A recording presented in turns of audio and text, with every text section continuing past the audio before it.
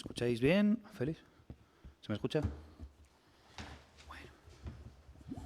Bueno, muchísimas gracias a todos por venir a la tercera jornada de Galapanuag. Permitidme que diga que estoy muy emocionado de tener a las tres personas que tengo aquí.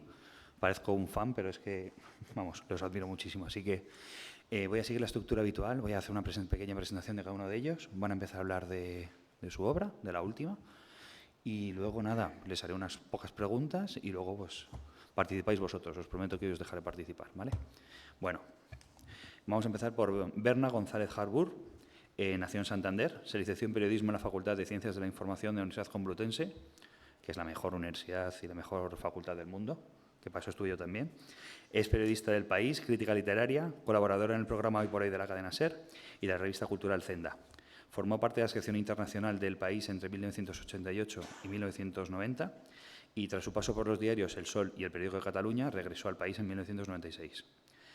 Fue parte del equipo fundador de la versión digital y fue redactora jefe de Internacional en 2003. Ahora ha pasado a ser subdirectora del periódico. Desde enero de 2022 está además responsable del boletín diario del periódico. En 2012 escribió su primera novela, Verano Rojo, que estaba protagonizada por la comisaria Ruiz. Con la misma protagonista publicó Margen de Error, Las lágrimas de Claire Jones, que fue finalista del prestigioso premio Dashiell Hammett en 2017. Y luego también tiene El sueño de la razón, que en 2019 ganó el premio Dashiell Hammett. También ha publicado Los ciervos llegan sin avisar, El pozo, y en este año tenemos la obra Goya en el país de los garrotazos, o sea, en España, como todos sabemos. Bueno, el siguiente será José Carlos Somoza, que nació en La Habana, Cuba, que todos sabemos que es Cuba. Cuando no tenía casi ni un año, sus padres tuvieron que exiliarse y desde entonces reside aquí en España. Estudió medicina y psiquiatría y no se pudo dedicar a la literatura, o no quiso, hasta 1994. Está considerado uno de los grandes renovadores de la literatura de misterio en castellano y su obra ha sido traducida a más de 30 idiomas. Ha publicado, entre otras novelas, creedme que he hecho una selección, de verdad, El silencio de Blanca, que fue premio La sonrisa vertical en 1996, Dafne desvanecida, que fue finalista del premio Nadal en 2000, La caverna de las ideas, premio Gold Dagger 2002 a la mejor novela de suspense en Inglaterra, Clara y la penumbra, que fue el premio Dashiell Hammett en 2002, y también fue premio Fernando Lara 2001, La dama número 13, que fue llevada al cine por Jaume Balagueró, La llave del abismo, premio Ciudad de Torrevieja en 2008. Y de las últimas tenemos El origen del mal, que fue en 2018. Y las dos últimas, que espero que sean de las que hable, Estudio en negro y El signo de los 10. Que cuando estaba escribiéndola tuve que tachar el signo de los 4, claro. No sé por qué. Bueno. Y por último, aquí mi buen amigo Carlos Salem nació en Buenos Aires, Argentina. Reside en España desde 1988, es poeta, novelista y periodista. Ha publicado casi 40 libros desde que comenzó a publicar en 2007 y sus textos se han editado en Francia, que tienen un éxito impresionante, Italia, Suiza, Alemania, Italia, México y, como no, en Argentina. Ha ganado, entre otros premios, el Memorial Silveiro Cañada de la Semana Negra de Gijón, el Nobel Pool, París Noir, el Mandarache, Premio Internacional de Seseña Novela, Valencia Negra, Violeta Negra, y además ha sido finalista del Premio Dashiell Hammett o de los Prix 813, estos son de Francia. Creador y coordinador de la Jam Session de poesía, desde que él la creó, pues hay una treintena de eventos que siguen ese modelo.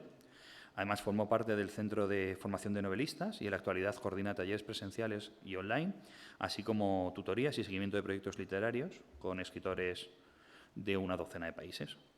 Bueno, de sus obras innumerables nos vamos a intentar quedar con las últimas, más o menos, que son La isla de los niños encontrados, de 2018, Donde el tiempo ya no duele, 2019, Diario de un perfecto abandono, en 2020, y de las que espero que nos hable ahora, que son Los que merecen morir, 2021, y Madrid nos mata, en 2022. Y nada, el que quiera empezar a contar la última, que empiece, por favor, el que sea. Yo paso el micrófono a ellos, ¿eh? Hoy hablo poquito. Como yo hablo demasiado, empiezo el último. Yo tengo curiosidad por el libro de Berna, porque los demás los tengo registrados, pero este no, así que yo propondría que empiece ella, que me parece interesante. Ay, gracias. No es por nada de primero la dama ni esos rollos, no, no. Sí, hemos vuelto a lo de las damas y caballeros, Sí, ¿no? sí, Con por lo eso de, vaya lío, con lo de, yo cuando saludo en el newsletter diario de buenos días lectores, buenos días lectoras, y ¡buah! Eso genera un, sí, sí, no, ¿por qué solo lectores, lectoras? ¿Hemos vuelto a damas y caballeros? Pues parece que sí. Bueno, nada, que gracias, Pablo, Carlos, todos. Que sí, bueno, pues el Goya en el País de los Garrotazos es un poco hijo de El sueño de la razón, que efectivamente es la novela con la que gané el premio Dashiell Hammett, que es como el sueño, ¿verdad?, de todos los, o sea, bueno, de muchos escritores. Y que, bueno, el sueño de la razón fue una inmersión desde el presente con mi comisaria Ruiz en el mundo de Goya, en el universo de Goya. Es decir, empiezan a suceder unos crímenes que van a resultar conectados por las obras de Goya. Y el villano va a ser alguien que está obsesionado con Goya. Bueno, por no hablar demasiado del sueño de la razón, este fue el planteamiento. El mayor desafío fue, desde el presente, acudir al mundo de Goya y para relatar cómo Goya realmente pintó nuestro presente. Entonces, bueno, después desconecté de la comisaria, hice El Pozo, efectivamente, que es una novela sobre el sensacionalismo mediático, pero me había quedado todo ese magma sobre Goya y toda la documentación que había hecho, toda la visión, y la verdad es que, hablando con un editor, con Palau, que es el editor de ARPA, la verdad es que tengo que reconocer que fue él mismo el que me lo sugirió. Tienes que escribir un ensayo sobre Goya. Y yo al principio decía, pero ¿cómo yo? Si no soy historiadora, si no soy historiadora del arte, ni académica, ni nada, tienes un montón de gente que… No, pero es que todo eso que nos has contado en El sueño de la razón, toda esa información que tienes sobre Goya, tu mirada de la actualidad… Y bueno, al final… O sea, lo rechacé un tiempo y al final, bueno, pues fue un tren que pasaba y dices, oye, ¿por qué no me voy a subir a este tren que pasa? Y la verdad es que me ha encantado hacerlo, me lo he pasado fenomenal.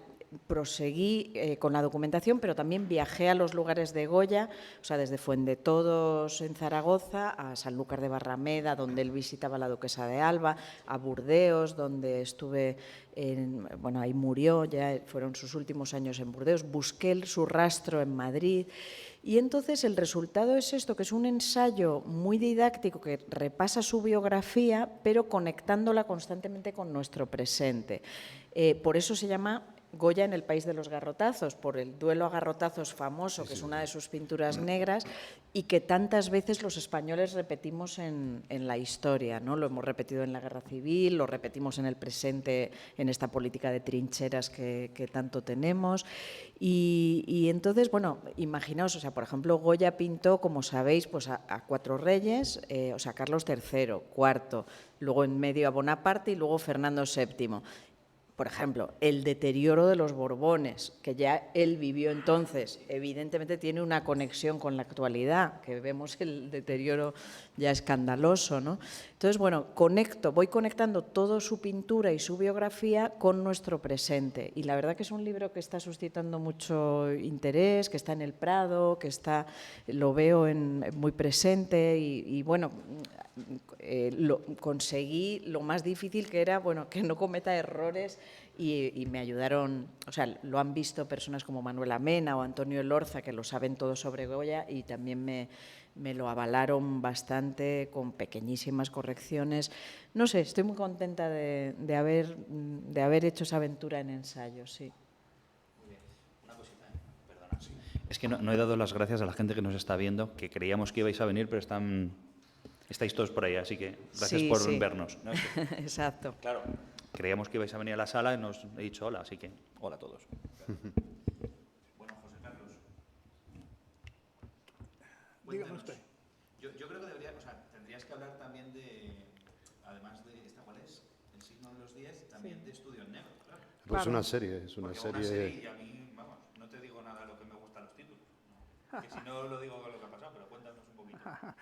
Bueno, yo sospecho que el amor por los títulos de Pablo es debido a lo que ya os imagináis. Suenan mucho a los títulos con los que cierto médico, no precisamente yo, se hizo muy célebre en la literatura que hoy nos une y que casi siempre, por cierto, tengo la suerte de que me une a los compañeros y amigos que tengo en la mesa, porque, como sabéis, hablo del doctor Arthur Conan Doyle.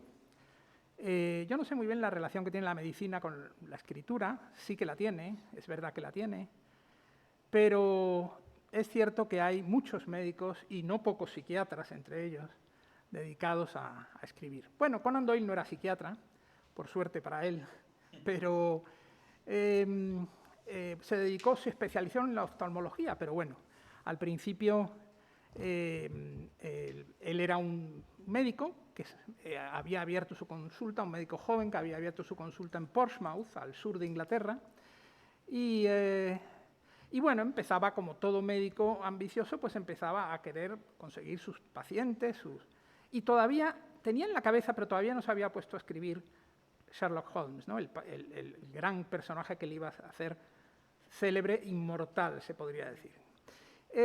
Y claro, yo me puse a pensar que sería interesante, que dado que él era médico, y por cierto, dado que me preguntan tanto a lo largo de mi vida, me lo han preguntado, ¿influye su carrera de medicina en los personajes?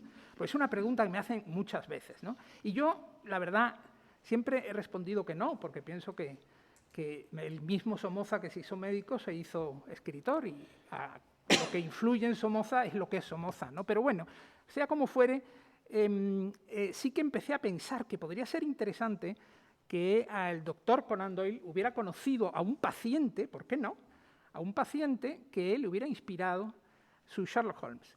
Lo que pasa es que el paciente tenía que ser un paciente, entre otras cosas, y yo me lo imaginaba como un paciente mental, es decir, tenía que estar loco, vamos a decirlo así, un poco más o menos. Y el paciente que creé, que se llama señor X, porque no tiene ni siquiera nombre, lo dejaron de niño en una residencia mental, eso sí, su familia, desconocida hasta ahora, tiene mucho dinero, pero no se sabe quiénes son, y firmaron con una X en la casilla donde debía ir su nombre. Entonces, desde que tiene 4 o 5 años, el pobrecito pues está en residencias y lo llaman señor X. A esta residencia de Portsmouth llega una enfermera atribulada por un pasado de maltrato y de un amor al final frustrado con un marinero, una enfermera ya mayor que viene un poco de vuelta de todo en la vida, pero que tiene el interés fundamental de ayudar a sus pacientes, está muy inspirada en lo que fue la enfermería de la época victoriana, con Florence Nightingale y todas las que vinieron después, y bueno, tiene el interés de ayudar a sus pacientes, pero se mete en un camino que ella misma no sospecha cuando se ocupa de este misterioso señor. Porque este señor es verdad que está loco, sueña con que toca un violín que no ve, alucina con su música, está todo el día metido en su habitación con un sillón del que no se mueve, es un individuo pequeñito, cabezón. Yo quería crear, como podéis comprobar, una especie de anti-Sherlock Holmes, es decir, quería hablar de Sherlock Holmes, por supuesto es un personaje que he admirado siempre, pero no lo quería hacer desde el punto de vista del pastiche de impostar a Sherlock Holmes con un Sherlock Holmes artificial, o hacerlo pues con un personaje, digamos, que se aproximara o intentara por todos los medios robarle el protagonismo a este personaje tan tremendo de la literatura policíaca. Y entonces lo que me imaginé, ya digo, fue un personaje pequeñito, cabezón, con ojos de 2 colores, que sueña con que toca un violín, que está loco, como digo, y que tiene unas intuiciones extrañas, porque él le da mucho más valor a las intuiciones y a los sueños que a las deducciones y a los razonamientos. Y eso le hacía, pues, para mí, distanciarse un poquito de lo que era Sherlock Holmes.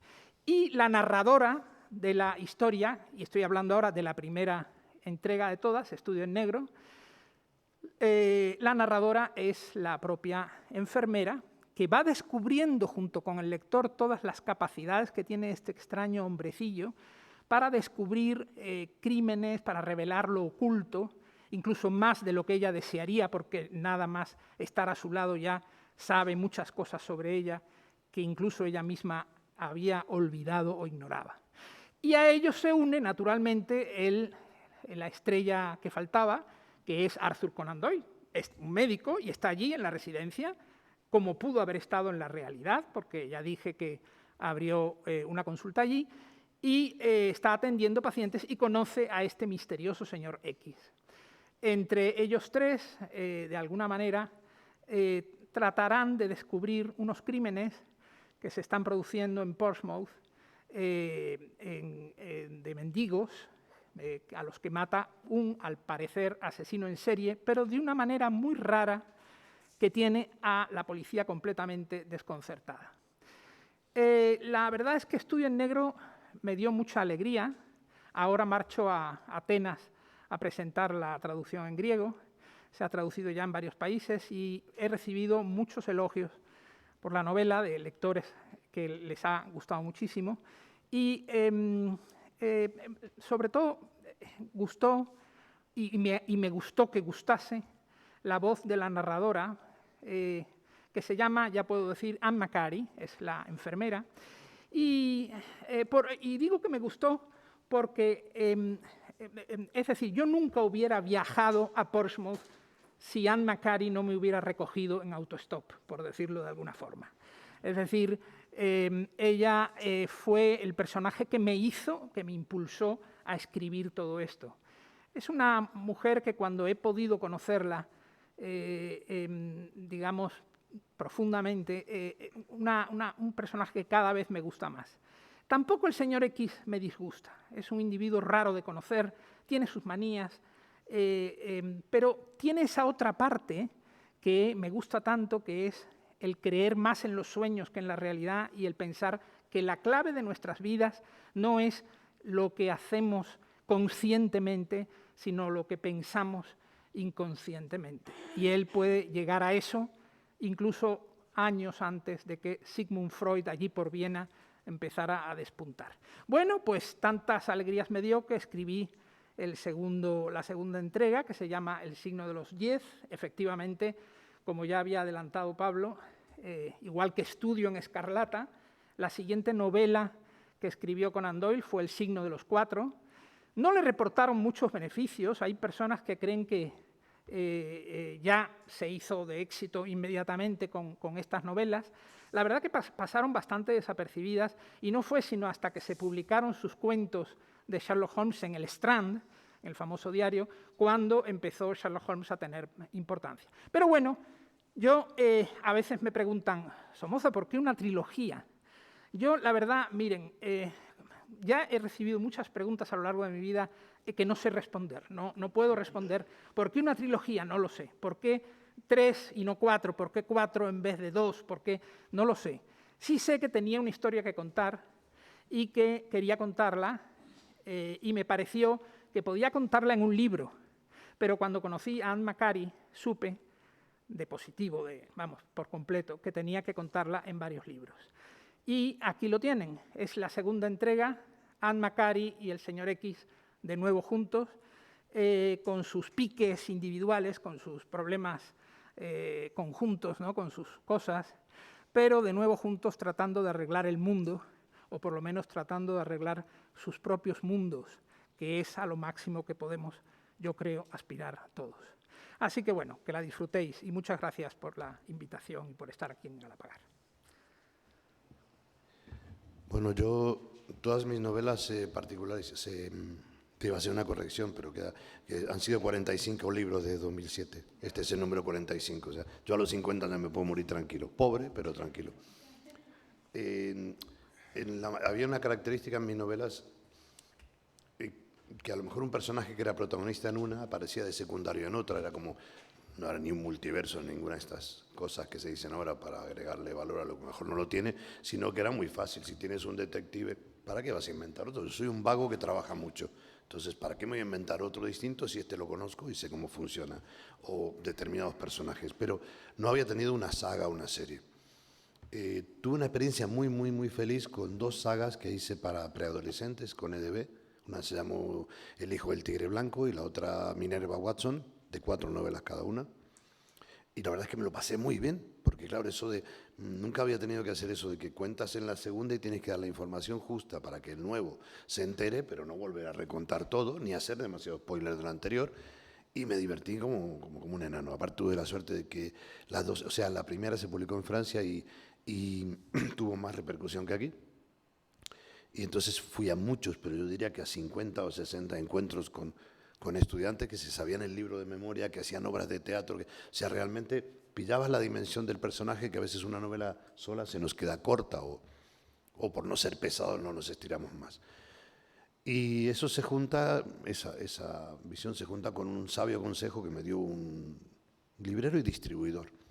Un día me quejaba amargamente con él y decía, es que tú te puedes creer la editorial tal, una grande, que a veces de vez en cuando creen que soy negocio, luego se dan cuenta de que no y me dejan ir. Me había dicho, es que la gente espera de ti un thriller. Le digo, yo en mi puñetera vida he escrito un thriller, y menos el thriller tipo La chica del tren o ese tipo de películas de Antena 3 para la hora de la siesta. Yo prefiero documentales de animalitos, que aparte de que de vez en cuando hay sexo, duermes mejor, ¿vale? O sea, esas películas que yo he averiguado lo que pasa porque solo se basa en la intriga. Y como soy el típico peñazo que en 9 reinas perdí una novia porque a los 10 minutos sabía quién era el... Y entonces se lo dije y me dijo, vale, no te veo más. Entonces dije, yo no hago un thriller. Entonces este señor me dijo, ¿te puedo hacer una pregunta que es la que conozco la respuesta? Le digo, sí, ¿eres gilipollas? Y le digo, yo también la conozco, me gustaría, yo sé mis motivos. Me dijo, llevas más de 10 años escribiendo novela negra, ganando un premio de novela negra, también en otros países, haciéndote sitio, y tú no escribes novela negra. A ti te gusta el género, lo conoces, pero tú escribes novelas tuyas, le ponen la etiqueta de negra porque te gusta, para escribir lo que te salga de ahí mismo. Y le digo, tienes razón. Y dice, pues haz lo mismo con un thriller, que él se queden contento que has hecho un thriller, y tú haz lo tuyo. Y tardé muchos años porque yo soy muy lento, más lento de lo que escribo, porque la gente dice que estoy todo el tiempo escribiendo y o estoy de fiesta o durmiendo, y luego cuando tengo que escribir, escribo. Y esta historia lleva conmigo mucho tiempo, la anterior a esta serie, que se llama Los que merecen morir. El personaje era como un contrapunto entre un asesino en serie, un poco entrando a lo de José Carlos. Entrando a lo de José Carlos, un poco la existencia del Moriarty, ¿no? El asesino genial que no existe en la realidad. Entonces, bueno, tenía ese contrapunto, este policía que era casi un santo, o un imbécil, o ambas cosas. Por lo general, para la santidad requiere una alta dosis de imbecilidad. Pero no me terminaba de convencer porque era demasiado thriller. Es hacer lo que ellos, unos ellos, que no son los lectores míos, o por lo menos los que les gustan lo que hago, sino unos ellos anónimos, o ellas anónimas, que a veces te dicen, no, es que la gente no existe. Entonces dije, pues mira, algún día se me ocurrirá. Y un día nació el personaje de Dalia Fierro, que es la coprotagonista de esta saga, y se resolvió todos los problemas, porque le aportó lo que yo necesitaba para que no fuera, y me quitó aquella vieja idea de hacer la vieja película de Antena 3, mejor escrita posiblemente, o por lo menos me lo quiero creer, pero de Antena 3 a la hora de la siesta. Y así nació la saga de la saga de los Apóstoles, de la Brigada de los Apóstoles. Y la tercera pata de todo esto, bueno, todas son como un thriller, todas tienen como una especie de asesino serial distinto, pero a mí lo que me interesa es la excusa, bueno, que no me sobre ningún muerto, prefiero. Hasta ahora nadie ha adivinado quién es el malo, con lo cual esa parte ya queda resuelta. Como es la que menos me importa, es aquella que miro, ¿no? Es aquella que más miro, ¿no? Porque es la que menos me importa a mí. Me interesan los personajes y que la gente se enganche con ellos. Y la tercera pata para que exista esta serie es que yo vivo en Madrid, no nací en Madrid, pero llevo viviendo en Madrid, bueno, ininterrumpidamente desde el año 2000.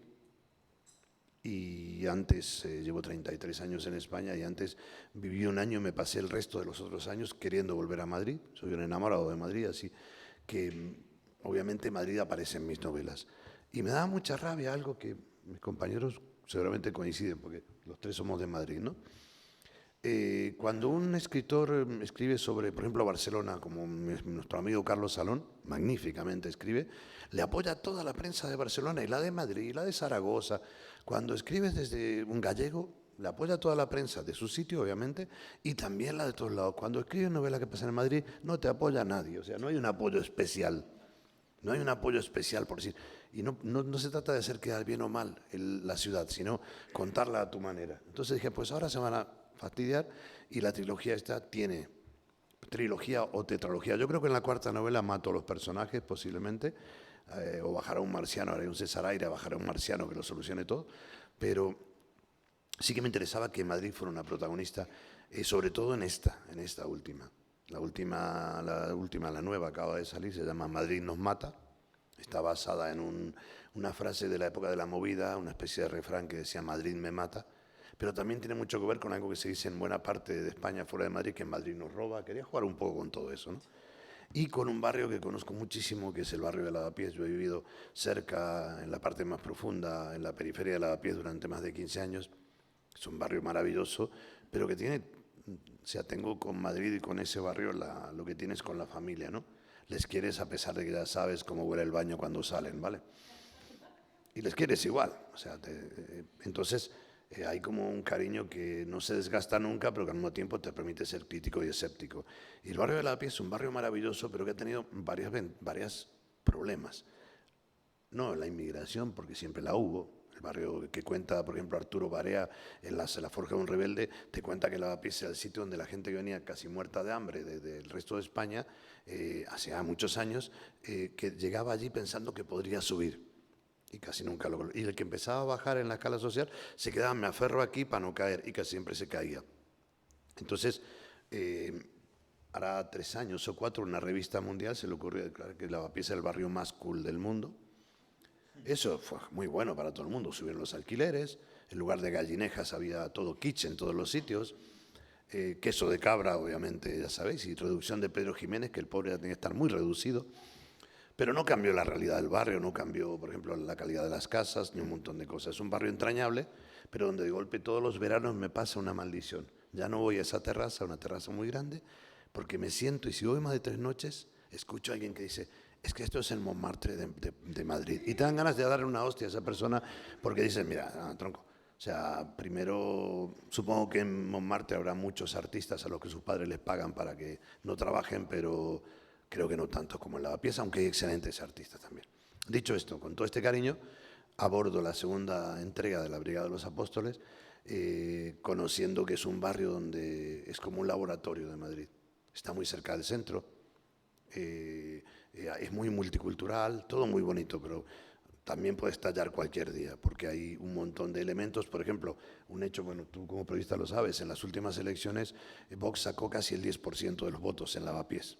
Entonces, hay un elemento ahí. Sí, la inmigración, todos están muy contentos, pero hay otra gente, si hay un 10% que vota a Vox, no está contento. Entonces, hay como un polvorín, y juego con un asesino en serie, un asesino de barrio, que va matando a gente de los distintos sectores, y que mi brigada, que son unos tarados inútiles, pero que de golpe han resuelto el primer caso, y han resuelto más, se encuentran que han podido con asesinos internacionales, pero este asesino de barrio les está complicando la vida porque no entienden el barrio. Y sobre todo el protagonista es Madrid, su fundación, la historia del barrio, pero no ese coñazo de contarlo completo, sino pequeñas pinceladas y poco más. Y hay como 14 muertos. ¿Puedo hacer un inciso ahora que hablas de 14 muertos? Ayer que estuve en Córdoba en otro festival, me dejó paralizada una pregunta que le sigo dando vueltas, que es que en El sueño de la razón, no sé si os ha pasado alguna vez, en esa novela pues también matan a un perro, ¿no? Y una señora me preguntó, lo peor es que matas a un perro, ¿no? ¿Por qué mataste al perro? Y digo, ¿y no te preocupan los otros 4 o 5 cadáveres? Y eso me quedó. Y luego me estuvieron contando anécdotas de cómo en El Padrino, que todos habéis visto, la gran preocupación es ese caballo. O sea, con todos los que matan y asesinan. Pero la gente se queda preocupada por el caballo y por el perro, ¿no?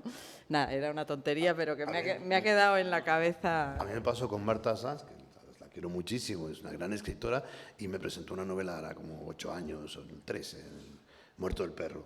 donde al principio muere un perro, pero es una mujer harta de que la engañen y mata, lo tenéis ahí, lo estoy haciendo a publicidad para la librera, gracias.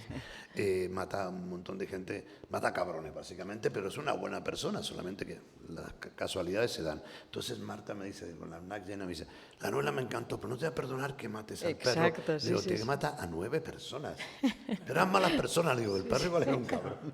Sí, hay, sí, sí, hay una conspiración a favor de los animales. A mí me pasó en una novela en El Cebo, una novela que publiqué hace años, en donde aparece un asesino que se carga, pues, no sé si son 10 o 15 mujeres y un perro. O sea, que a todos os ha pasado lo mismo. Y entonces, pues todo el mundo, no todo el mundo, claro, pero varios lectores me decían, bueno, lo del perro ha sido insoportable. Sí, sí, sí, es curioso. ¿eh? Además, ya que estábamos hablando de realidad y novela, el caso de Cristina Fallarás, cuando ella ganó el premio, creo que la H Confidencial, con Las Niñas Perdidas, creo que nunca me acuerdo bien el título.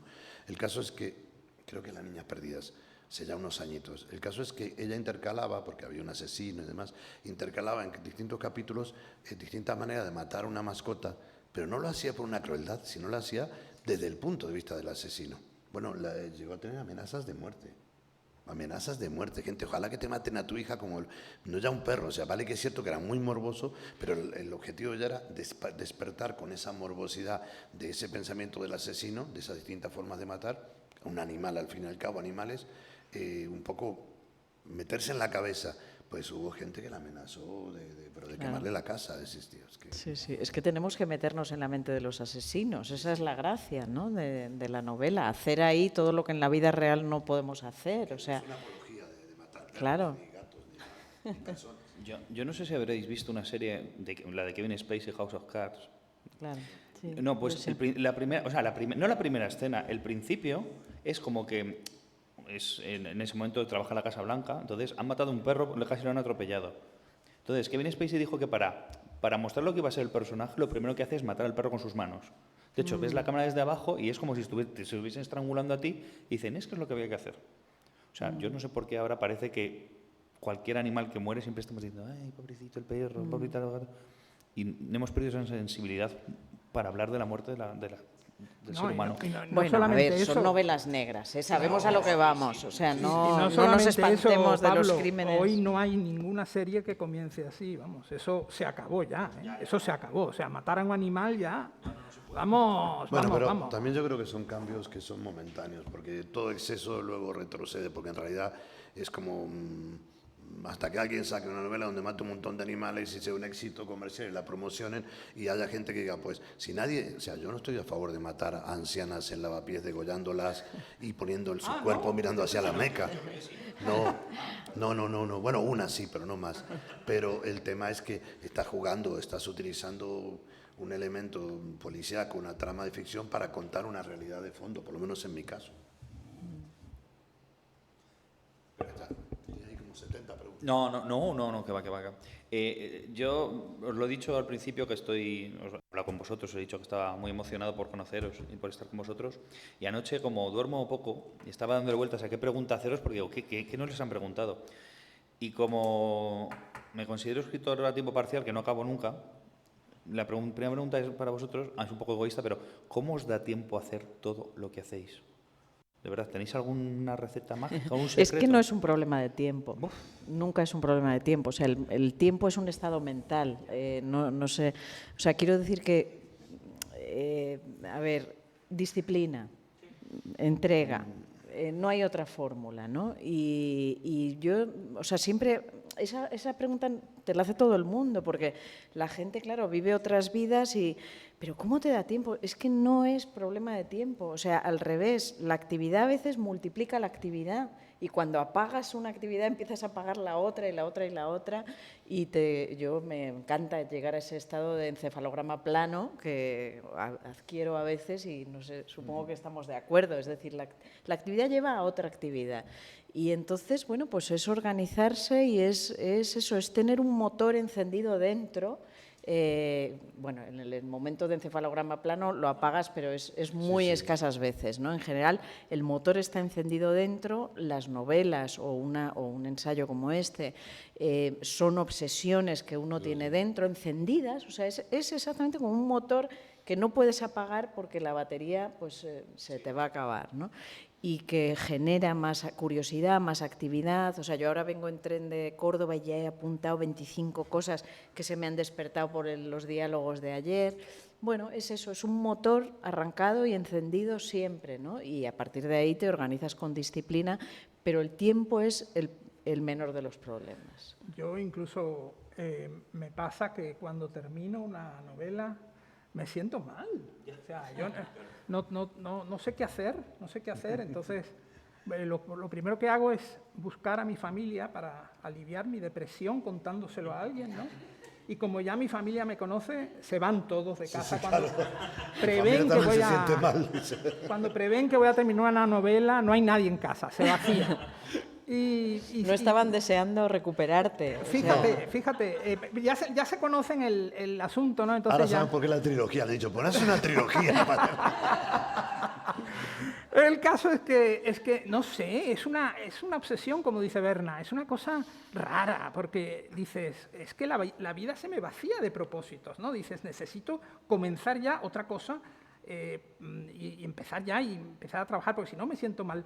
Por suerte, pues no tengo problema en eso. Yo tengo muchas ideas, las que no me acuerdo las archivo para acordarme y, bueno, cuando me siento así motivado, y siempre me siento motivado cuando termino de escribir, pues empiezo otra. Yo coincido en la obsesión, pero disciplina tengo muy poca, la verdad, pero no es por nada, sino porque, bueno, primero que estoy haciendo siempre 20 cosas, pero además es que no tengo disciplina. Lo que tengo es que yo escribo... Bueno, si has escrito 45 libros, Carlos, sí, pero claro que la tienes, de otra manera, de otro horario, de otro... Que no me puedo no, pero es que no es que digo, yo llega la noche, no, la noche me da sueño, me voy a dormir o me voy de fiesta. Lo que pasa es que hay un momento que si tengo una historia, tengo 3, 5, 7 capítulos en la cabeza y ya sí, a lo mejor no me doy cuenta, hay 80, 90, 100 páginas. Paro, porque no quiero poner el piloto automático, y hago otra cosa o me voy de fiesta. Pero no, bueno, broma, pero digo, es otro tipo de disciplina. Es un tipo de disciplina indisciplinada, pero suicida y idiota. Pero que cómo me funciona a mí, hasta que yo no estoy muy seguro de lo que quiero. O sea, yo digo que tengo un chino pequeñito en la cabeza, que es el que trabaja ahí con los deditos chiquititos, y yo duermo porque realmente casi nunca digo, ¿cómo voy a resolver este problema? Me acuesto diciendo, ¿y cómo haré esto? Y a los 3, 4 días, obviamente que es el subconsciente, no es el chino, no estoy esclavizando a ningún chino, ni esa apropiación cultural, ni nada de eso, ¿vale? Y la anciana, no está ahí con la anciana asesinada. Sí.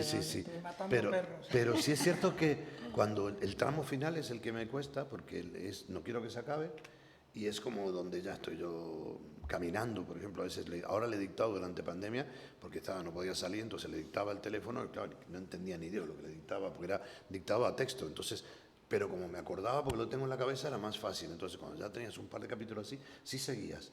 Y el tramo final es terrible, es asquerosamente... con esta novela, mi editor me dice, bueno, ¿cómo vamos de plazo? Y le digo, bien, todo tranquilo. Pero, ¿quieres que te mande lo que tengo? No, pues no me quiero asustar. Le digo, no, sí. ¿Cuánto te falta? Faltan 100 y pico páginas, tranquilo. Entonces me dice, tronco, pero... Le digo, no, pero tranquilo, no por nada, es que yo sé... Que mañana o pasado en algún momento voy a tener no la clave, sino voy a sentir que encaja todo para cómo quiero que termine. Y lo que me pasa sí que es muy feo para convivir conmigo, suelen ser 8 o 10 días en los cuales no me baño, o sea, no es que no me baño, me quedo en chándal y con zapatillas sí que me baño, pero me quedo en chándal con zapatillas cómodas, me baño en lugares 2 veces por día, todos los días, cada 2 días, como cualquier cosa ligera y estoy obsesionado ahí. Entonces me trabajo 3, 4 horas, cuando me da la ansiedad me duermo 2 horas y así las termino, pero las termino porque necesito que la obsesión ahí sí que hay una disciplina, pero indisciplinada sería más lógico porque desordenada, lo que quieras, caótica, o sea, porque igual un día trabajas 12 horas y otro nada. Oye, hay días que son de 40 disciplina, páginas. Pero claro que la tienes. Es una disciplina, claro. Es una falsa indisciplina, pero que sería mejor para mí, para mi vida incluso amorosa, que fuera que la pudiera canalizar, porque en el fondo lo que escribo es lo mismo. Pero no es que una leyenda, no es que soy muy vago. O sea, a mí sentarme a escribir me da pereza. Cuando ya no puedo más porque tengo que escribir y quiero escribirlo, entonces, pero soy muy vago. Y digo, ahora me levanto. nos lo vamos Pasa a una creer, mosca. ¿verdad? Sí, ¿sabes? Sí, pongo un vídeo. Más preguntas. Sí. Y lo último clave. No, a mí me da tiempo porque casi no veo series. Veo las justas necesarias. Me importa nada que la gente diga, ¿has visto cómo llama esta de los zombies? No. Ay, ¿no te la has perdido? Pues me da igual. Dentro de 2 años ni te vas a acordar porque estarás pensando en otra. Yo escribo. Sí, prefiero leer. Me falta tiempo para leer. Pregunta de rigor. Bueno, ya me has dicho que eres un poco más caótico que nadie, pero al principio, ¿tenéis claro, eso me gusta saberlo siempre los escritores, ¿tenéis claro desde el principio cómo empieza, cómo va a seguir y cómo acaba? ¿O va surgiendo? ¿Tenéis un esquema al principio o solo va surgiendo? Bueno, ya sabéis todos que los autores, hay autores de brújula y de mapa, ¿no? Esto es algo bastante sabido. O sea, el de brújula va hacia un norte y el de mapa planifica todo. O sea, yo conozco, por ejemplo, a Roncaliol o Martínez de Pisón, lo planifican todo, capítulo a capítulo. Martínez de Pisón, incluso cuántos párrafos tendrá cada capítulo. Me ha dicho, o sea, no sé si puedo creérmelo, pero sí. Y yo no, yo soy de brújula absolutamente. O sea, yo sé a dónde quiero llegar, tengo una idea de qué personajes quiero utilizar, sé a dónde quiero llegar, sé la idea que quiero transmitir, pero indudablemente lo interesante para mí, lo bonito es el proceso de creación, de que las cosas vayan hacia allí o igual van hacia otro lugar al final, ¿no? Creo que no disfrutaría de la escritura si me resultara algo tan programado. Creo que no lo disfrutaría. O sea, necesito aprender a la vez que avanzo, necesito crear, necesito buscar curvas, encontrar curvas sin buscarlas, que me alejen, que me vuelvan a acercar. Y luego, claro, hay que imponer a todo eso racionalidad, sudoku, etcétera, todas las reglas matemáticas que requiere una novela negra, pero necesito crear, o sea, necesito aprender a la vez que aprende mi comisaria Ruiz, si es el caso, o a la vez que aprende la narradora, ¿no? No sé vosotros. Yo es curioso porque la contradicción esa entre planificar y no planificar, tener un poco de libertad o de improvisación, no la veo tal, porque en mi caso, por ejemplo, yo escribo, yo le llamo guía de viaje, porque es exactamente eso, Sí, o sea, escribo una brújula, ¿no? una cosa que se podría entender como que es todo aquello, sí, pero es algo más complejo, porque es bastante detallado, incluso puede ser que traiga un análisis de lo que voy a poner en los capítulos, exactamente igual que una guía de viaje, tú la ves y la ves muy detallada y dices, oye, pues mira, el pueblo tal, la ciudad tal, y puedes ir de aquí a aquí y tal y cual. Pero después cuando emprendes el viaje, que es ya la redacción de la novela, pues la guía de viaje no te quita libertad, todo lo contrario, ¿no? O sea, te ayuda, puedes consultarla, puedes decir, oye, mira, pues sí, pienso pasar por aquí, o puedes no pasar por ahí, y resulta que además en un momento determinado del viaje, pues te encuentras algo imprevisto, te encuentras a una persona que no sabías que ibas a conocer y que de repente conoces, o un lugar que no sabías que te iba a gustar tanto y te quedas allí. Es decir, en resumidas cuentas, no le veo... Yo discutía mucho esto con el añorado Fernando Marías, al que recordamos todos con mucho cariño, y él hablaba de jardineros y arquitectos, que es un poco también lo de la brújula y el mapa, ¿no? Y bueno, él era, fundamentalmente, él se definía como jardinero. Yo, a la hora de definirme, creo que me definiría como arquitecto en el sentido de planificar. Pero ya digo que nunca me he sentido coartado por ese plan. Siempre me ha parecido que puedo romperlo, y de hecho no es que me haya parecido, es que a mitad de viaje de la novela, a mitad de redacción, pues de repente me voy por otro sitio que no había planificado. Yo de verdad que casi no apunto nunca, pero por una cuestión, porque tengo una letra muy mala. Entonces, yo, por ejemplo, he viajado mucho con Víctor del Árbol y lo veo que se escribe capítulos enteros. Yo me llevo hasta el ordenador, pero ¿qué va a hacer aquí si hay un bar al lado o estás hablando con los lectores? Ya escribiré en casa, pero de verdad, Víctor tiene una letra muy bonita y sí es cierto que estoy pensando todo el rato. Entonces, esa, como bien decía Berna, esa falta de disciplina, yo voy a hacer cosas absurdas, me voy al supermercado más lejano o a pagar un impuesto o al gimnasio incluso cuando voy, y la cabeza sí que estoy pensando, o sea, es más entretenido para mí escribir aunque sea en la mente que leer. Entonces todavía, el día que deje de serlo, pues no lo haré más. Entonces sí sé cómo va a terminar la novela, sí sé dónde va, no tengo ninguna prisa, cuando ya va ocurriendo en mi cabeza, y por eso luego me siento y escribo esas primeras 80 o 100 páginas, que suele ser el primer acto, y esa sí la escribo casi un tirón porque llevo meses en la cabeza. Ahora, una vez quise hacer, bueno, a veces he tomado esto de, escribo rápidamente una página lo que va a pasar, pero lo escribo rápidamente, es decir, que luego no sé lo que he puesto. O sea, lo sé porque yo sé lo que voy a hacer. Entonces, alguna vez me ha pasado, una vez con Muerto el Perro, dije, vamos a trabajar como trabajan los grandes, Andreu Martín no se puede equivocar, toda esta peña, tal. Sabía cómo terminar la novela, pero tenía dudas de varias cosas, entonces pillé toda una pared y compré este papel negro tipo pizarra, y vamos a hacer como las películas. Y claro, mi letra es horrible, entonces empecé a pegar post-it con un rotulador, todo así, unir. Y luego eso me quedaba de espaldas escribir. Cuando empecé a escribir pasé de eso, porque yo ya sabía. Mira, es la única novela a la que le he cambiado el malo, porque el que le había puesto no me convence. O sea, me engañé a mí mismo. Entonces, yo no sé realmente. Sí que es cierto que para mí una novela es, ya he puesto, generar otra analogía más, así. Es como un río muy ancho. Supongamos que tienes un río que tiene 50 metros de ancho, ¿no? Y hay, seguro que en fallo ahora, o 60, no sé. Y hay una piedra cada 10 metros. Pues sí, se queda una piedra cada 10 metros. Yo no salto 10 metros. Entonces, sí sé que tengo una orilla, 4 piedras y la otra orilla. Para llegar a la otra orilla lo que tengo que hacer es ir construyendo piedras con lo que va a pasar. Yo sé que va a ir de aquí a aquí, pero me ha pasado que de golpe se me ocurre algo que es la bomba, qué bueno esto, qué divertido. Y luego cuando lo escribo tiene medio párrafo, pues me doy cuenta de que no es divertido, porque aunque haya humor yo no construyo gags. Entonces, o al revés, que de golpe algo que no te parecía importante crece, no porque los personajes, ese rollo de que hacen lo que quieren, no, el que mando soy yo, y si se ponen tontos los mato. Pero sí es cierto que me dejo que la novela me sorprenda. En ese de aquí a allí que dice José Carlos, descubres un montón de cosas porque tu cabeza está intentando resolver, está buscando la motivación de los personajes, entonces yo lo hago así, ¿no? O sea, sí que mentalmente sé cómo termina, te diría que hasta la última palabra casi, pero sé que lo puedo cambiar. Cuando doy talleres la gente me dice, hago escaleta, le digo, tu primera novela te lo recomiendo, pero hazlo con lápiz, porque vas a tener que borrar muchísimo. Porque lo bueno es que en las novelas podemos rebobinar nosotros, en la vida no. Entonces, si no nos ha gustado de golpe vuelves y lo cambias. Pero sí, a mí yo soy un poco de la precisión así de... Sí. Teniendo en cuenta que hablamos de novela, que sea negra, ¿cuáles son las claves para conseguir que sean lo más verosímiles posibles? Que no hablemos de ciencia ficción o de fantasía dentro de que es novela negra. Sí, ¿Quieres arrancar? Bueno, es una buena pregunta. Verosímil. Es que las cosas que ocurren en la realidad, fijaos, hasta hace un par de años, una pandemia de este estilo nos parecía completamente inverosímil, ¿no? Cuando se escribía, los compañeros que escribían esto se les acusaba de escritores de ciencia ficción, ¿verdad?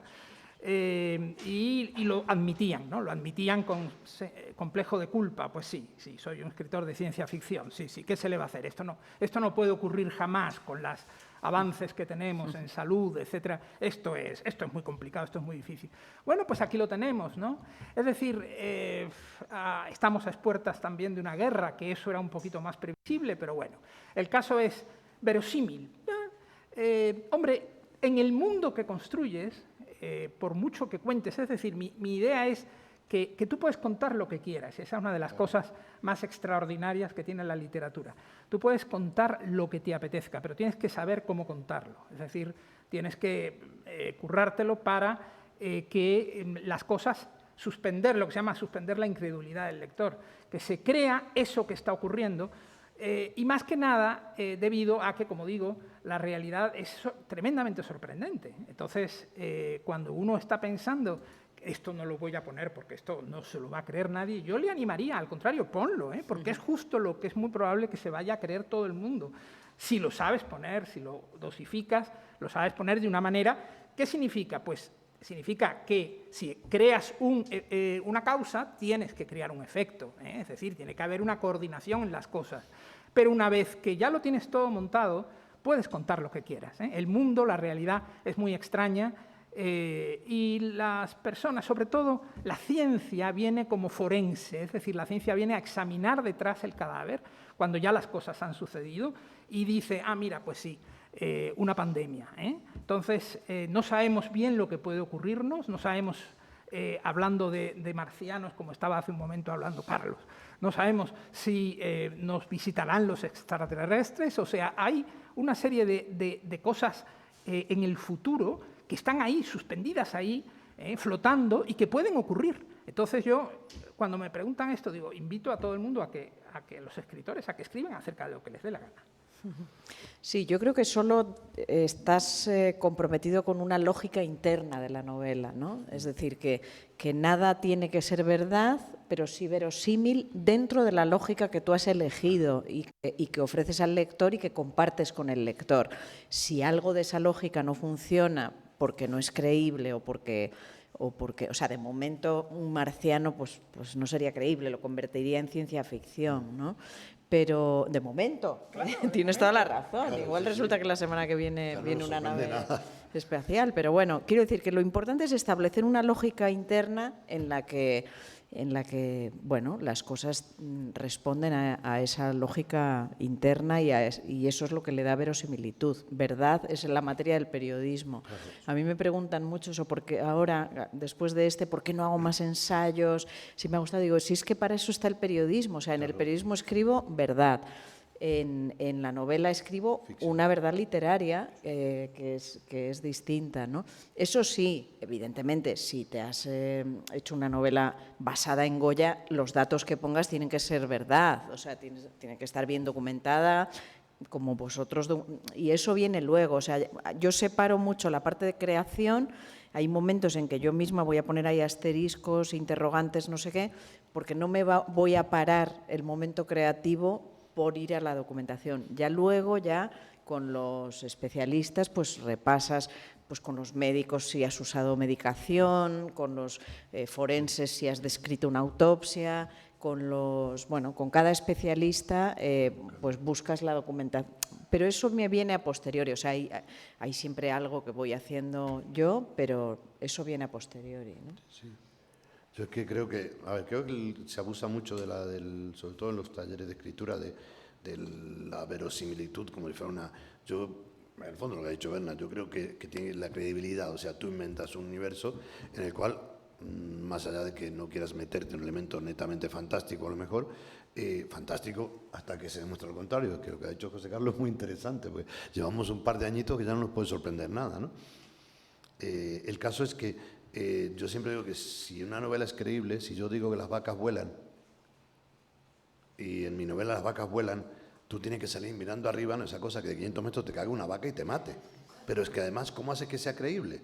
Pues obviamente en una ciudad donde las vacas volaran, todo tenía que estar bajo techo o subterráneo, o la gente con paraguas de metal o algo, o tener algún elemento para evitar que las vacas se acerquen a la ciudad. Quitando esa parte, entonces el tema es si tú te levantas y dices, yo leí con 12 años la Metamorfosis. Mi madre me crió muy mal. Claro. Y yo me desperté, un par de veces tenía miedo de despertarme convertido en un bicho. Eso es porque el libro está bien conseguido. Si no está bien, entonces la verosimilitud. Yo conozco un montón de cucarachas incluso que están en puestos de gobierno y demás, pero quiero decir que creo que tiene mucho que ver con la construcción de personajes. Para mí la novela, la de cualquier color, es una novela de personajes. Si a ti el personaje empatizas con él, incluso aunque no... Y no es una empatía porque se parezca, a lo mejor es una empatía desde la distancia.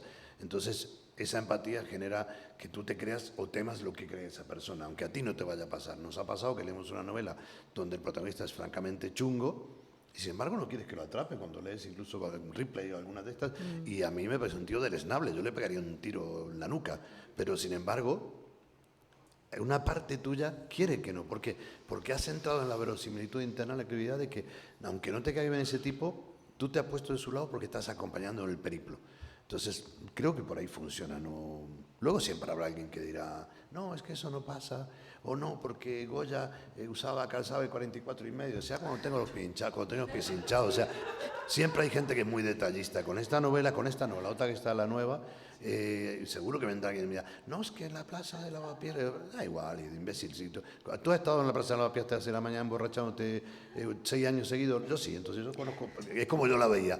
Entonces quiero decir que sí es cierto que no podemos rifarnos lo que dice muy bien. Pero la gente exige absoluta perfección. Sí, y luego está ¿eh? la gente que no tiene vida, ni sexual, ni entonces de golpe, porque realmente, y ahora, luego pasa una cosa más que tiene que ver con la investigación, un poco tú apuntabas antes. Por ejemplo, yo no me voy a pasar ahí viendo, o sea, yo cuando tengo estas novelas que son las primeras que tienen policías atípicos como protagonistas, yo se la mando a mi amiga Graciela Moreno, que es novelista y que es jueza, y le digo, si te gusta, lo agradezco, pero además dime si metió la pata. Entonces, me para de decir, mira, esto no es así porque ya está. Luego, pues, tengo la suerte de que le gusten y me encanta, ¿no? Que le gusten, pero ahora a veces, yo siempre le digo a la gente, hay que investigar más, pero la gente no tiene la culpa de que yo me lea 30 libros de violines para hacer un libro sobre un violinista. Luego aparecen 5 páginas, la gente, es que es ese típico rollo que... Y muchas veces lees un libro que te crees como una Wikipedia extendida. No, tú investiga lo que quieras y lo que no lo inventas, y la clave es contar menos de lo que sabemos.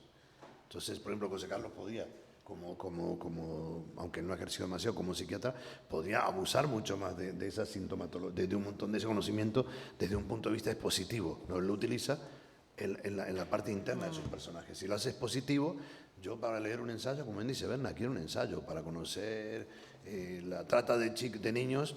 No me leo una novela, me compro ensayos que hay de investigación, veo periódicos, documentales. Esto es una ficción, una obra literaria, como dice Berna, donde quiero contar lo que quiero a través de una historia que me invento.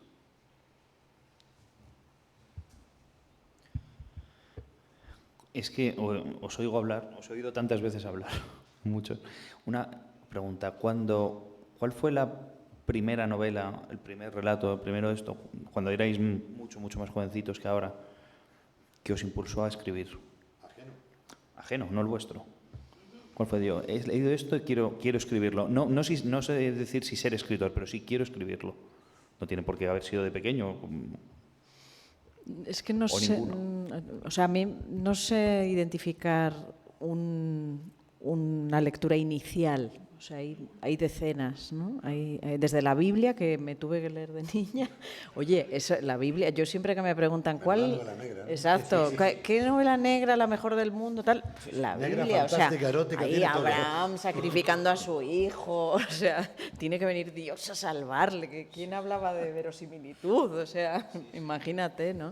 La Biblia yo me la tragué, pero un par de veces de niña, ¿eh? Y además porque quería, qué rara era en alguna época, ¿no? O sea, por suerte te curaste, ¿no? pero bueno, o sea, quiero decir que ahí hay unas historias tremendas, ¿no? Como en la mitología griega. Y luego, no sé, de todo. Pero, o sea, a partir de la Biblia, todo lo demás. Así ya os lo dejo a vosotros. Yo quise ser escritor de los 10 años, siempre cuento, novelista. Yo dije, voy a ser novelista. O sea, no quería ser astronauta, pero no por ganar dinero como en las películas, sino porque me encantaba leer. Me acuerdo que lo que me decía mi madre, como era muy pesado, me enseñó a leer a los 4 años para que me quedara quieto y no molestara. Y entonces me empezó a leer los libros del Príncipe Valiente de Harold Foster, no los cómics, los libros que cada 10 páginas tienen una ilustración. Y me gustó ese mecanismo de ciertas cosas. Yo decidí a los 10 que quería ser novelista, pero no por ninguna novela en particular. Pero a los 13, no, un poco más, 13 me marcaron 2 libros que fueron El largo adiós de Raymond Chandler y Triste solitario final de Osvaldo Soriano, y luego Cortázar. Tuve una profesora que echaron, que no estaba en programa y nos ponía relatos de Cortázar y a mí eso me voló la cabeza muchísimo. Y yo decidí, hace 3 años que voy a ser novelista, pues creo que va a haber que trabajar mucho. Y ya ves tú, publiqué la primera novela a los 47, o sea que sí que hubo que trabajar. Pues, curiosamente... Bueno, y mi influencia José Carlos Somoza, por supuesto, no lo había. Hombre, faltaba. Eso estaba obvio. Curiosamente, yo no quería ser escritor, o sea, yo lo que quería era ser médico, y cuando era niño jugaba a ser médico, no me imaginaba siendo escritor. Lo que ocurre es que en mi casa había lectores tremendos, mi padre era un gran lector, y de novela policíaca. Entonces mi casa estaba toda llena de libros que yo no comprendía, pero que sí veía las portadas y estaban todos llenos de sangre, puñales, ¿Qué pasaba en tu casa? personas degolladas, de todo. Entonces, si tú me dices inspiración, pues mira, ahí puedes tenerla, ¿no? Pero eran las portadas. Entonces yo cuando terminaba mi colegio y mis juegos, pues yo jugaba y muchas veces jugaba a imaginarme que era médico o cirujano o lo que fuese, que era lo que yo quería ser. me ponía a escribir, pero yo a escribir no le daba importancia. Es decir, yo escribía relatos, escribía poemas, escribía obras de teatro, pero no le concedía demasiada importancia a eso. Yo escribo desde que tengo memoria, o sea, desde los 8 años o tal. Y me pasé así muchísimo tiempo. Empecé a estudiar medicina, seguía escribiendo, hice medicina. Después me gustó mucho la psiquiatría porque tuve un maestro muy bueno, Carlos Castilla del Pino, que me hizo pues, introducirme en el mundo de la psiquiatría. Me hice psiquiatra, seguía escribiendo y, oye, cuando me dieron el título de psiquiatra, de repente me dije que, ¿por qué no probar suerte? Fue una decisión rara, lo reconozco, y ahora que miro hacia atrás, digo, esto fue raro. Pero lo dije así, ¿no? Digo, ¿por qué no probar suerte con aquello que he estado haciendo toda mi vida, pero no he soñado con ser, ¿no? Porque ya soy psiquiatra, ya soy médico, ya era lo que quería. ¿Por qué no pruebo ahora con esto que he estado haciendo toda mi vida? Porque toda mi vida había estado escribiendo y no se lo había enviado a nadie, se lo leía a mi familia, que todos me decían, oh, qué bien, y me quitaban de en medio. Y digo, ¿por qué no? Y bueno, empecé a enviar a concursos, empecé a ganar premios y a reafirmarme un poquito en que sí, en que me gustaba muchísimo más escribir que ser médico, ¿no? Y bueno, eso me ha enseñado la lección de que a veces le damos demasiada importancia a los sueños. ¿Tú qué sueñas con ser? ¿Qué quisieras ser? Le decimos a los niños, ¿no? ¿Qué ilusión tienes? ¿Qué sueño? Y a veces las cosas no vienen de ahí, fíjate. A veces vienen de lo que haces todos los días y no le das importancia, ¿verdad? A veces viene de aquello a lo que te dedicas de verdad, que sale de ti de manera natural. Y desde luego, para bien o para mal, a mí escribir me salía así. Y no te puedo decir realmente, autores muchísimos, muchísimos, pero la influencia fue decisivamente el decir voy a hacer lo que hacía desde pequeño. Siendo médico y luego escribiendo, no te digo nada. Bueno, voy a abrir turno de preguntas, que casi hemos acabado, que espero que haya preguntas. Sí. Ya hay una. Yo tengo, primero para José Carlos Somoza, el hecho de que presentes al señor X con esa intuición enorme, me plantea preguntarte si tú piensas bastante y crees, aun siendo psiquiatra, que no es una cosa incompatible, en el mundo de lo paranormal, que se llega a él por la intuición más que por la razón. Bueno, yo creo que, fíjate, lo paranormal era un poco como lo que estaba diciendo antes, ¿no? Es decir, no me extrañaría nada, no me sorprendería nada,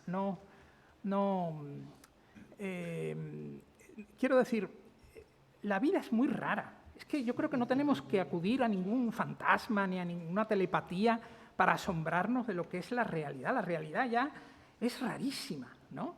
Y uno solamente tiene que cambiar de cultura para darse cuenta a qué importancia le dan otras culturas a otras cosas.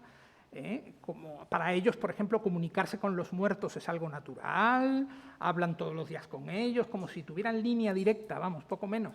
Entonces, claro, tú dices, bueno, ¿esto qué significa? Bueno, pues significa que todo puede ser. No dice eso el Quijote, ¿no? Lo dice, todo puede ser, Sancho amigo. Bueno, pues todo puede ser, ¿no? Yo creo que sí. Es decir, la parapsicología se le dio mucha importancia durante un tiempo, pero eran unos tiempos, yo creo que un poquito más rígidos, en los que se creía que esas cosas impresionaban, ¿no? Yo creo que hoy estamos un poquito pasados de todo y yo creo que hoy cualquier cosa puede ser. Que no se ha descubierto, eso no tiene importancia ninguna. Yo creo que hay que tener la mente abierta y, al contrario, cuando uno la tiene es cuando uno descubre que esas cosas a las que les daba antes tanta importancia, pues podría ocurrir que existieran, ¿no? Podría ser. De hecho, a mí me encanta la opinión de Stanley Kubrick, el gran director de cine, cuando leía novelas de terror, que decía, yo no sé a quién le puede dar miedo una novela de terror, porque demuestra, si hay un fantasma, demuestra que la muerte no existe, ¿no? Que hay vida detrás de la muerte. Eso es una buena noticia, eso no es nada terrorífico, ¿no? Bueno, pues un poco así. Habría que preguntarle ahora, pero ahora no nos lo dice. Sí, entonces es como había pensado yo. Y veo al señor X como el personaje antagonista de Sherlock Holmes, realmente, ¿no? Sería eso.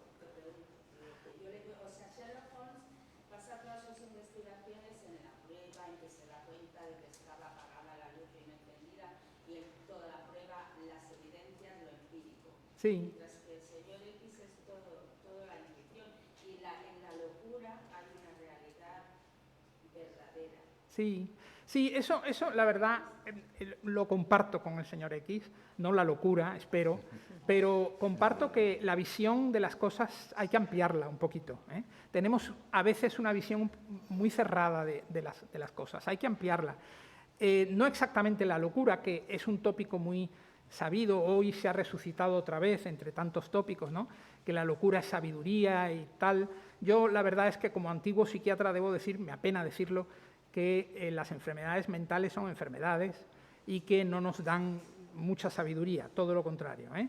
Nos hacen sufrir, nos destrozan interiormente, no hay sufrimiento peor que el de una mente enferma. Pero, bueno, por otro lado, sí que es cierto que hoy nos aferramos mucho a las cosas, a la razón, ¿no? a las cosas que vemos, que palpamos. Y yo creo que hay que tener un poquito la mente abierta. Y con ello no estoy hablando para nada de creencias, que es otra cosa, ¿eh? Es otra cosa completamente distinta. El señor X lo que hace es que concede importancia a las casualidades, a las coincidencias, a los sueños. ¿Por qué no?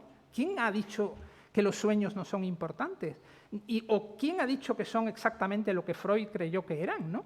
Pues yo creo que ahí en todo ese mundo nos pasamos un tercio de la vida soñando, es ya decir, ¿no?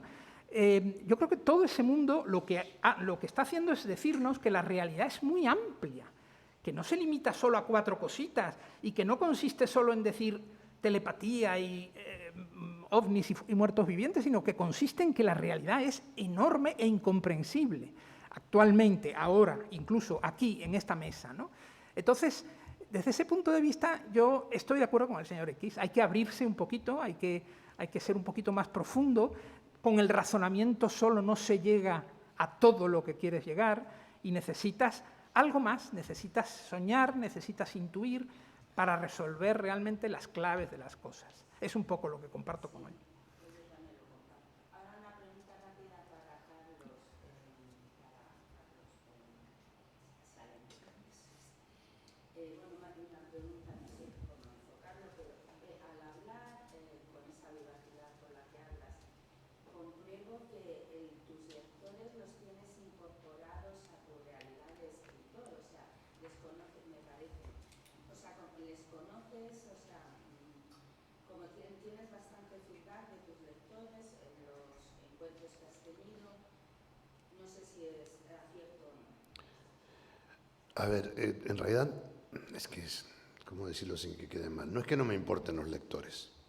Lo que pasa es que me distingo entre, para mí, mis lectores que no son míos, son de todos nosotros posiblemente, de mucha gente más, son gente que se encuentra, o sea, aquel viejo tópico de que uno de escribir los libros que te gustaría leer, en mi caso es cierto, solo escribo lo que me gustaría leer. O sea, quiero decir, así de claro. Entonces, no quiere decir que no me gustaría leer otro tipo de libros que me gustan, pero ese tipo Entonces, entiendo que habrá gente que le pasa lo mismo o que descubre que le pasa lo mismo. Lo que quiero decir es que una cosa son los lectores que ya te conocen o que te van descubriendo y se suman, y otra es el lector como concepto comprador, el lector como rebaño que a veces te venden, el lector que, como las lectoras, la mayoría son lectoras, hace un personaje femenino fuerte. No, yo hago un personaje femenino fuerte porque me lo pide la novela, no por eso te digo. Es que los míos, por ejemplo, ahora tengo con esta serie, he captado lectores de una banda que no tenía, porque tengo un público de poesía y tengo un público de novela. Entonces, mucha gente, digamos, de la poesía, gente mucho más joven que mis lectores habituales y demás, con esta y con la segunda, le estoy notando mucho más feedback, mucho con, ¿cómo se llama? Esta gente, booktubers muy jóvenes que lo están, y mucha gente que de golpe está gustando en la novela, descubriéndote.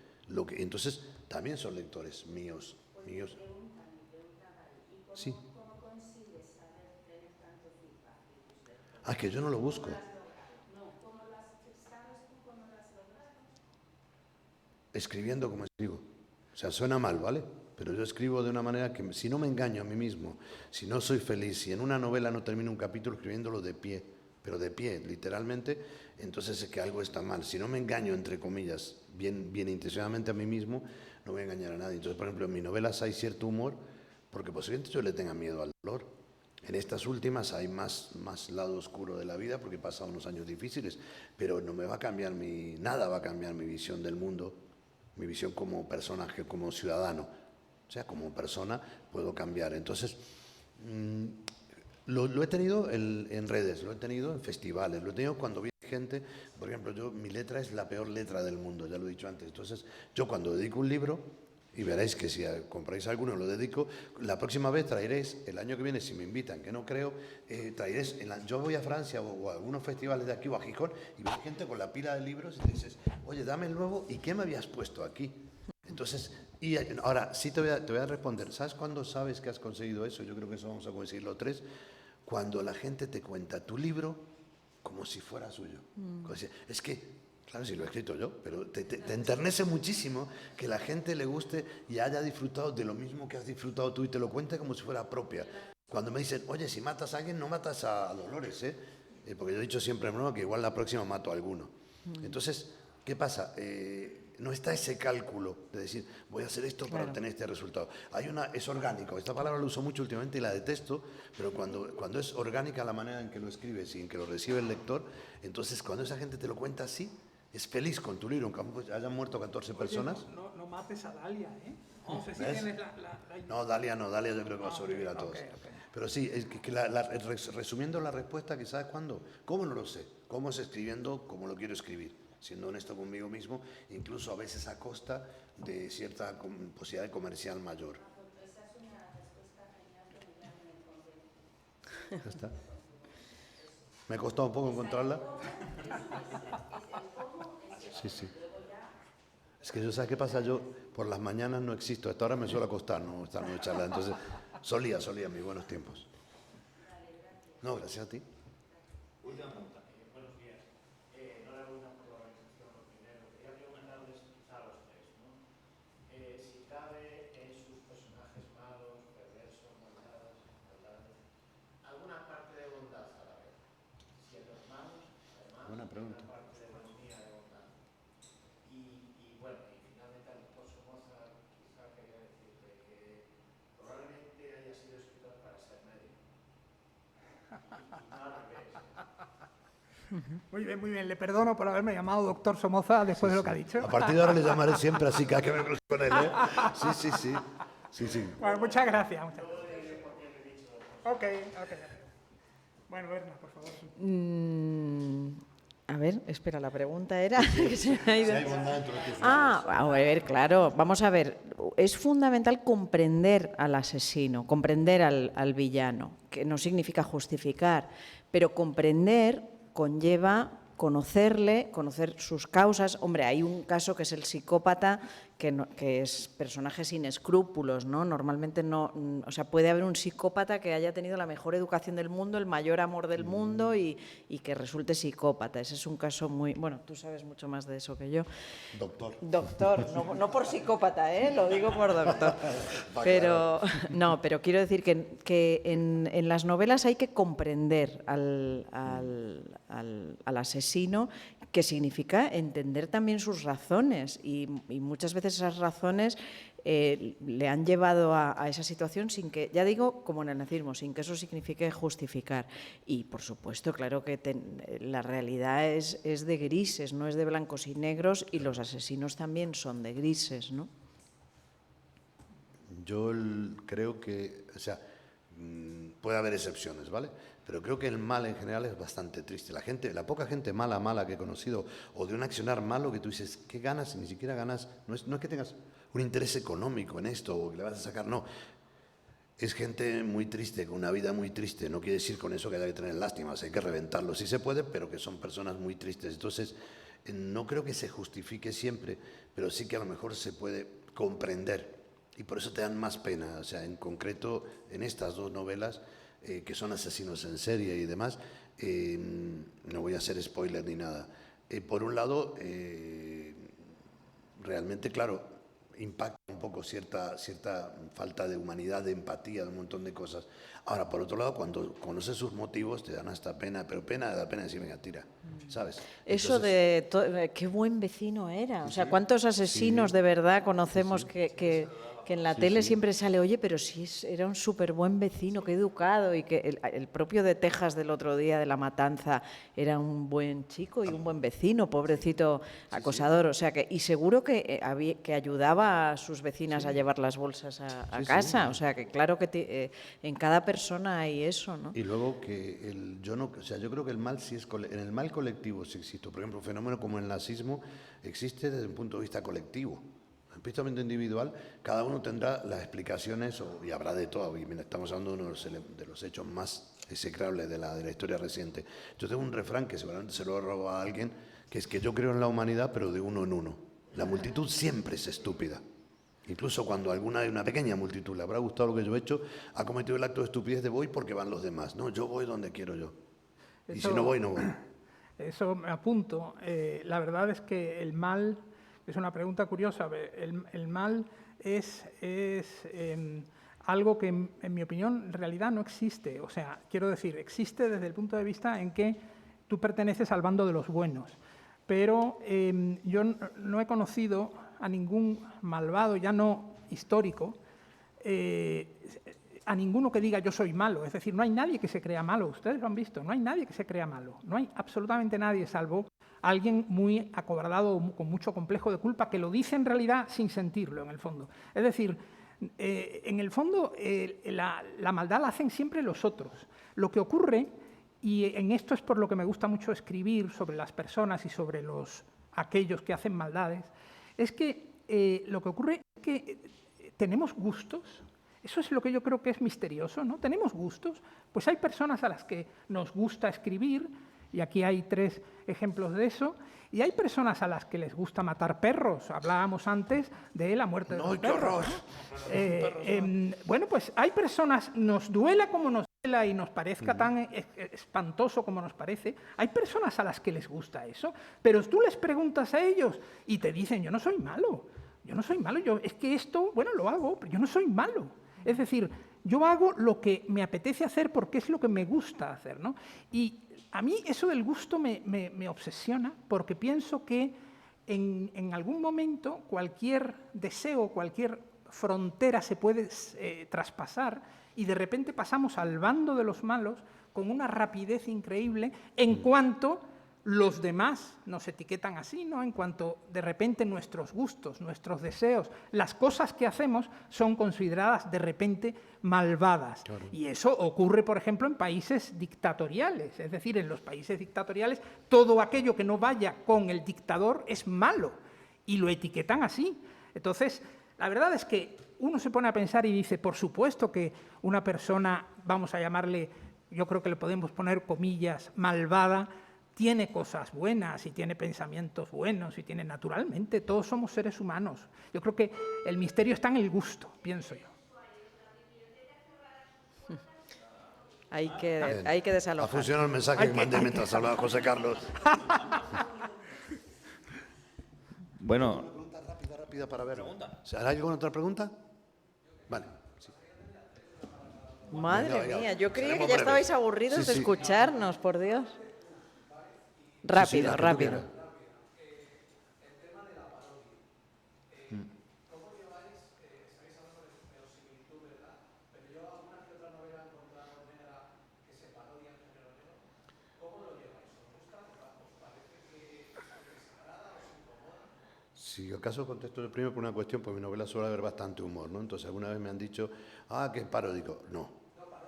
Sí, no, por eso te digo. Entonces, a mí me cansan. O sea, he leído alguna cosa, por ejemplo, de Jardiel Poncela, que me ha parecido divertido, pero me parece que la parodia en sí no me atrae. Pero alguna vez que han dicho, una novela paródica de una novela mía, digo, ven y dímelo en la cara, eso no me lo dicen en la calle. Pero no solo me molesta, es que me parece que una cosa es el humor del absurdo cotidiano, que lo ha marcado bien José Carlos, que tiene la vida, pero que tiene la vida de una manera tan absurda y tantas... Un ejemplo muy corto. Hace muchos años se escucha un tipo que se encuentra con unos amigos de hace años y le dicen, ¿de qué trabajas? Dice, bueno, dice, ahora últimamente, dice, llevo 5 años trabajando de portero en un puticlub. Le dice, eso sí, te digo una cosa, no es tan romántico como parece. Yo esa frase la metí en un libro porque me la guardé y me pareció maravillosa de que... Y tú lo lees y dices, mira, ya está siendo cachón de ese. No, un tío lo dijo muy serio. Claro. sea, él habrá querido decir que no están, no tendrá, habrá querido decir otra cosa, pero decir romántico, entonces, ahí puede haber una parodia si yo quiero parodiar. Pero no, a mí en general, ni siquiera en alguna novela, en El cielo no hay cerveza, que puede haber una parodia del hermano menor de Jesucristo. No es una parodia, es un juego, es ponerte en ese lugar. ¿Te refieres a parodia de la novela negra? ¿Desde fuera? Sí.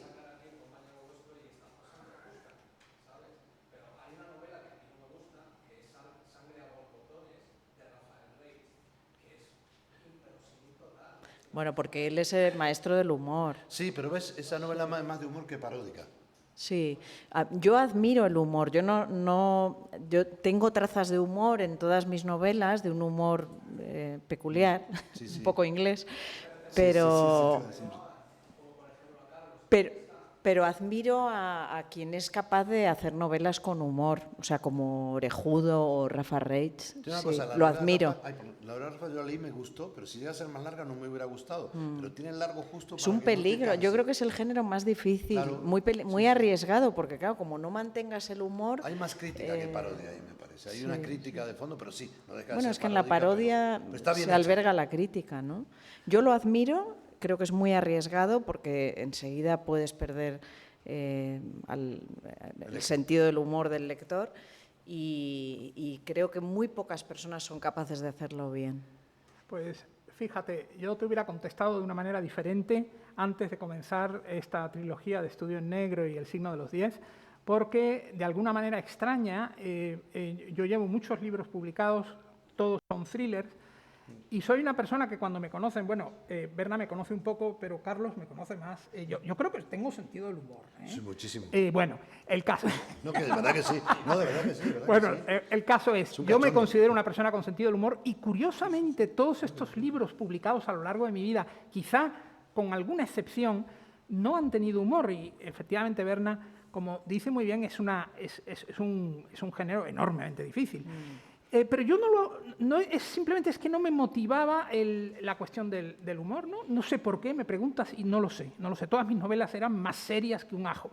Y de repente empecé con Estudio en Negro y esa cuestión que tú dices de la parodia, el humor, me vino, o sea, me cayó sobre mí, por decirlo de alguna forma, ¿no? Y yo creo que tanto en Estudio en Negro como en El signo de los 10 te encuentras justo con lo que estábamos hablando y con lo que tú has mencionado. Es decir, sí, el señor X es una parodia, puede serlo perfectamente, es un personaje que tiene vida, pero al mismo tiempo es un personaje que parodia de alguna manera a ese gran personaje de la literatura que es Sherlock Holmes. Y por otro lado, la novela está, yo creo, ambas novelas están llenas de humor, no son de humor, pero noté cuando escribía que lo liberaba, es decir, que decía, puedo ya sentirme bien para poner escenas de humor divertidas. De repente me surgía en la conversación entre la enfermera, por ejemplo, y el señor X, ¿no? Me surgían momentos de humor, pero sin que hiciera ningún esfuerzo, que creo, no tengo experiencia, pero creo que es la clave de crear un poquito de humor, que no te esfuerces en crearlo, no impostes, porque entonces sí que no te va a salir. Pero con estas novelas cambié por completo mi registro y sí se puede decir que hice una especie de parodia y de humor. En todo caso hay que hacerla bien. Si la haces mal, es muy La irritante. cagas. Yo me tengo que ir. Bueno.